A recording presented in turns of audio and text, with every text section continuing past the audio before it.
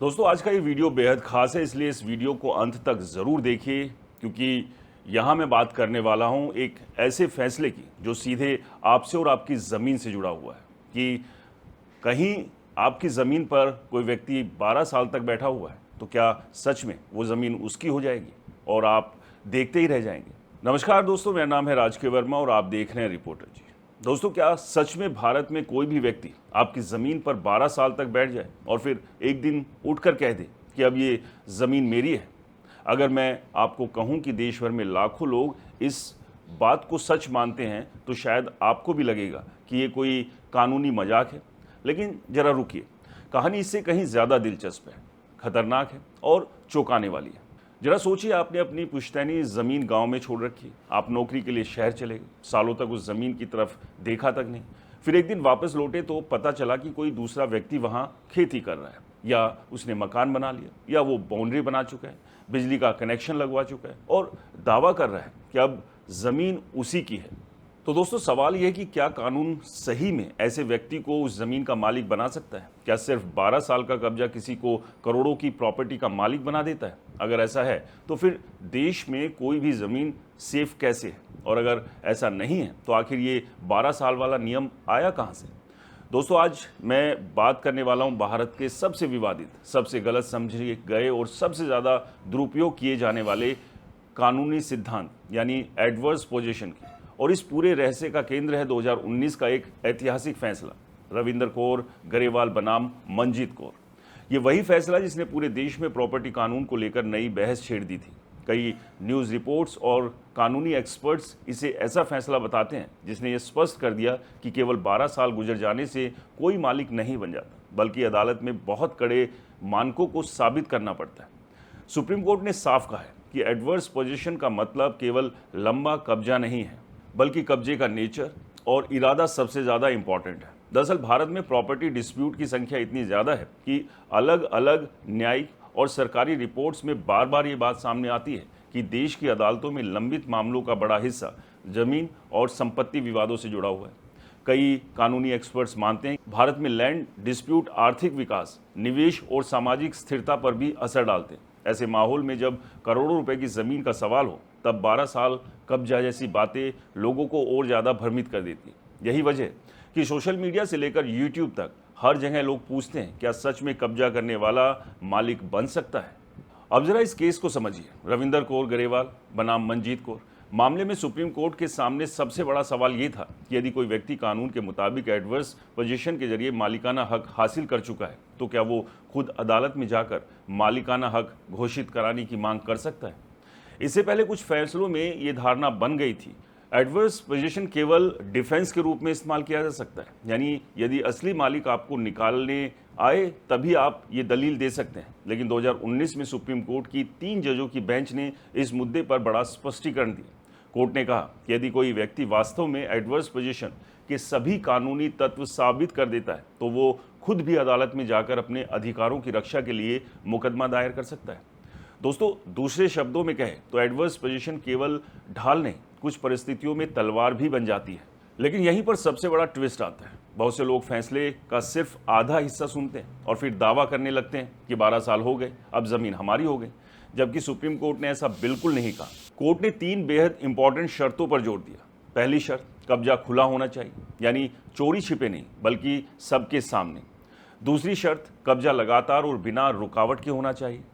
तीसरी और सबसे इंपॉर्टेंट शर्त, कब्जा वास्तविक मालिक के अधिकारों के खिलाफ होना चाहिए।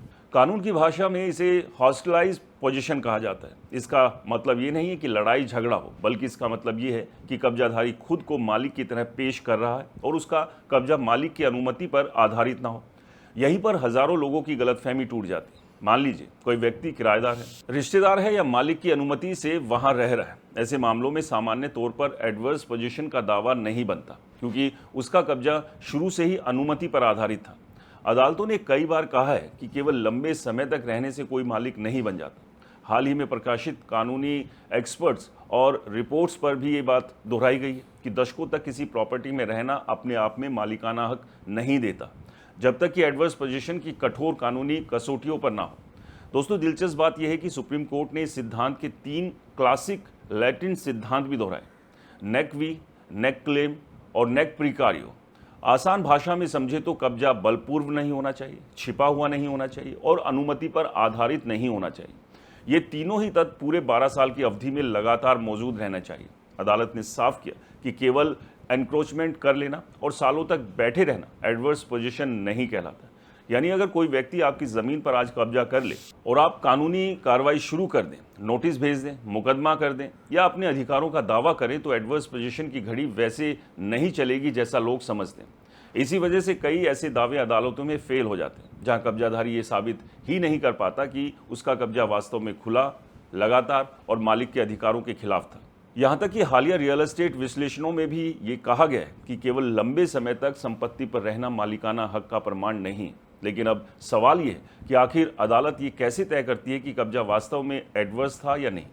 कौन से डॉक्यूमेंट्स काम आते हैं? क्या बिजली का बिल, पानी का कनेक्शन, प्रॉपर्टी टैक्स की रसीद, खेती के रिकॉर्ड या गवाहों के बयान मालिकाना हक दिला सकते हैं? और सबसे इम्पॉर्टेंट बात, अगर कोई व्यक्ति आपके परिवार की पुश्तैनी ज़मीन पर बैठा है तो क्या वहाँ भी एडवर्स पोजीशन लागू हो सकता है? आखिर किन परिस्थितियों में अदालत किसी कब्जेधारी को मालिक मान लेती है और किन परिस्थितियों में उसका दावा तुरंत खारिज हो जाता है? दोस्तों, इसी पर बात करूंगा वीडियो के अगले हिस्से में, तो अभी बने रहिए। बहुत सारे ऐसे सवाल हैं जिनके जवाब आपको ज़रूर जानने चाहिए। दोस्तों, यहीं पर एडवर्स पोजीशन का असली खेल शुरू होता है। सुप्रीम कोर्ट ने रविंदर कौर गरेवाल और बनाम मंजीत कौर मामले में साफ कर दिया कि केवल समय बीत जाना पर्याप्त नहीं है। अदालत ये नहीं देखती कि कोई व्यक्ति कितने साल से ज़मीन पर बैठा है, बल्कि ये देखती है कि वो वहाँ किस हैसियत से बैठा है। अगर कोई व्यक्ति किराएदार था, केयरटेकर था, चौकीदार था, रिश्तेदार था या मालिक की अनुमति से ज़मीन का यूज़ कर रहा था, तो उसका कब्जा सामान्यतः एडवर्स पोजीशन नहीं माना जाएगा, क्योंकि कानून कहता है कि जिस कब्जे की शुरुआत अनुमति से हुई हो वो अपने आप विरोधात्मक यानी हॉस्टाइल पोजीशन में नहीं बदला जा सकता। यही वजह है कि देश भर में एडवर्स पोजीशन के बहुत से दावे अदालतों में खारिज हो जाते हैं। अदालत ये जानना चाहती है कि क्या कब्जाधारी ने खुले तौर पर खुद को मालिक की तरह पेश किया, क्या वास्तविक मालिक को इस कब्जे की जानकारी थी, क्या उसने कभी आपत्ति नहीं की, क्या कब्जा लगातार और बिना रुकावट के जारी रहा, और सबसे इम्पोर्टेंट, क्या इन सभी बातों को के डॉक्यूमेंट्स और सबूतों से साबित किया जा सकता है।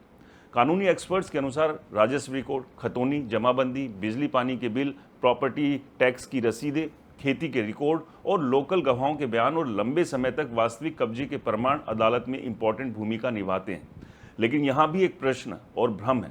केवल बिजली का बिल या टैक्स की रसीद मालिकाना हक का अंतिम प्रमाण नहीं होती। अदालत इन्हें सहायक साक्ष्य के रूप में देखती, ना कि मालिकाना हक के निर्णायक डॉक्यूमेंट्स के तौर पर। यही कारण है कि कई लोग सालों तक किसी प्रॉपर्टी में रहने के बावजूद अदालत में अपना दावा साबित नहीं कर पाते।